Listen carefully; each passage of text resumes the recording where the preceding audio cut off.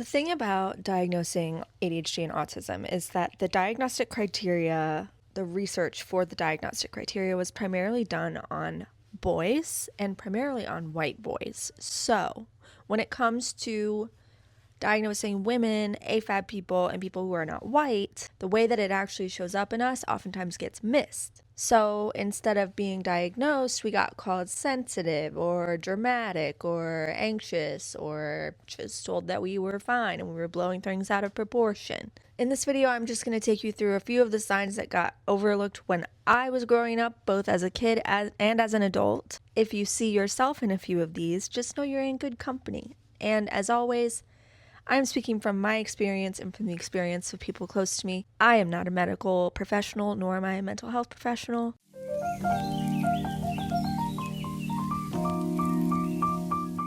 Okay, first of all, sensory issues being written off as like you're being fussy or you're being dramatic. Clothing or sounds or textures that are overwhelming, that are overstimulating, that stuff getting written off and you're being accused of being dramatic.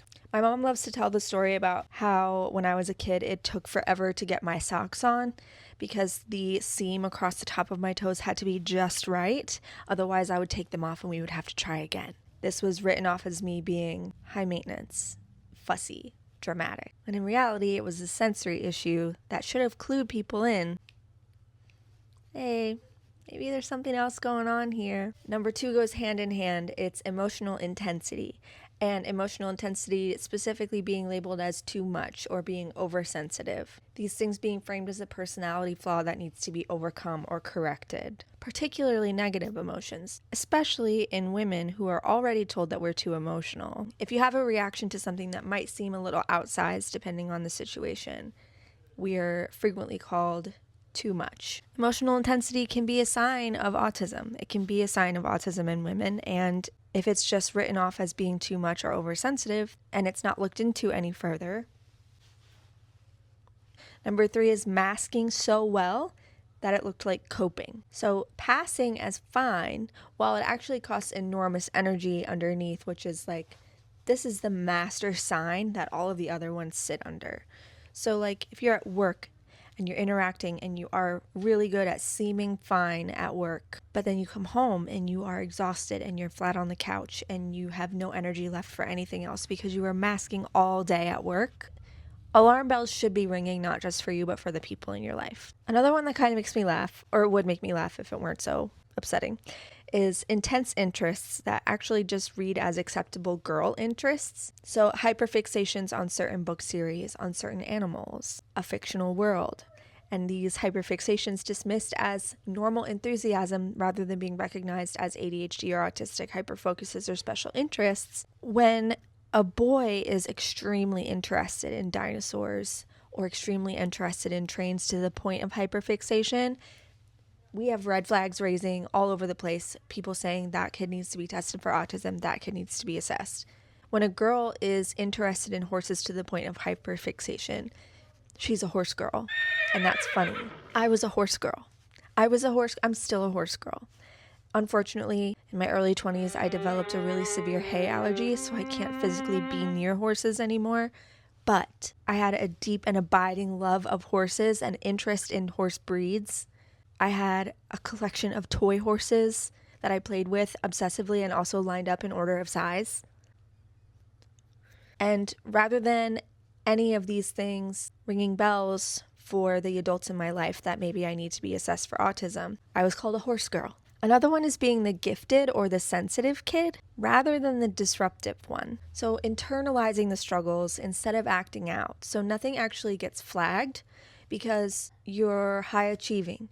You are in the gifted and talented program. You're an honors student. Rather than having disruptive behaviors, you are seen as gifted. You are seen as high achieving. And the struggles that you have are things that you keep inside rather than externalizing. Oftentimes, boys get diagnosed because of disruptive behaviors. Someone sees the disruptive behaviors in school, and that raises alarm bells that something is off and something needs to be checked out. And since more often girls don't exhibit those disruptive behaviors, they exhibit high achieving behaviors instead, we get skipped over. We get looked over completely. Another common thing is anxiety and depression diagnoses coming first and getting treated for those things for years before an ADHD or autism diagnosis ever even becomes a consideration, becomes a possibility. I got diagnosed with depression and anxiety in 2008 when I was 18. I didn't get diagnosed with ADHD until 2020. I was treated for and medicated for depression and anxiety off and on from 2008 to 2020 without anybody looking at the possible underlying causes of that depression and anxiety. And when I finally got diagnosed in 2020, my psychiatrist said so often women with ADHD, that ADHD manifests as depression and anxiety. It looks like depression and anxiety, but it's actually undiagnosed and unmanaged ADHD. And my autism diagnosis came even later.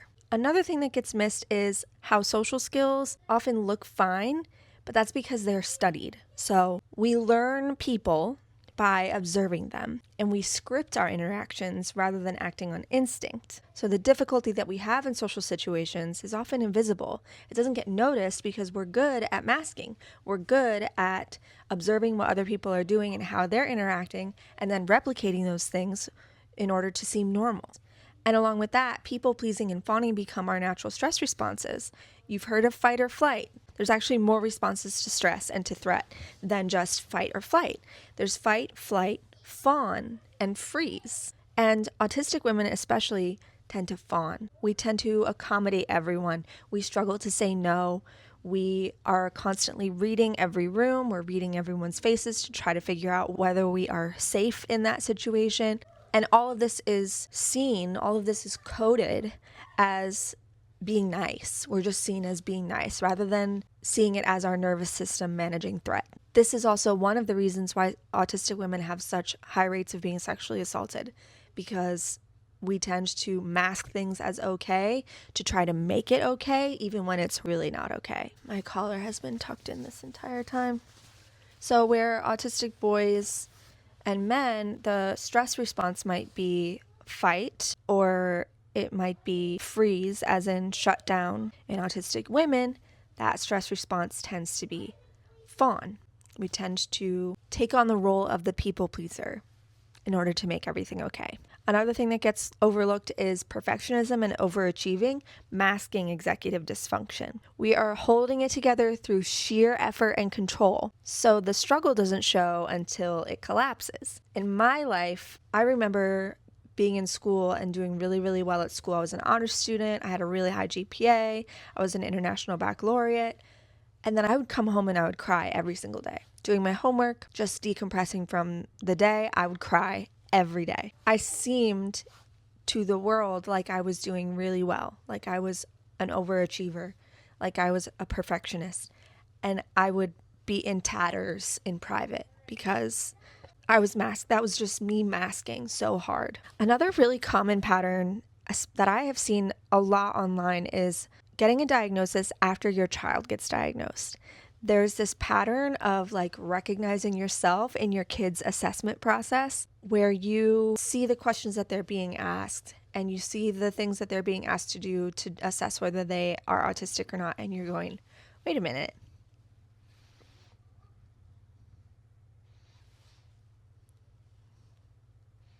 I identify with that because you have recognized these things in your child's assessment and in their evaluation process. That's when it starts to click that maybe they might have gotten it from me, and maybe I also need to get evaluated. I also need to get assessed. The overarching pattern here is signs of ADHD and autism being dismissed in women rather than understood as markers for ADHD and autism, and rather than getting the support and the treatment and the medication and the therapies that we need early in life in order to get a better head start in living in the world as a neurodivergent person. We are expected to mask. We are expected to see these things as personality flaws that need to be fixed, that need to be overcome.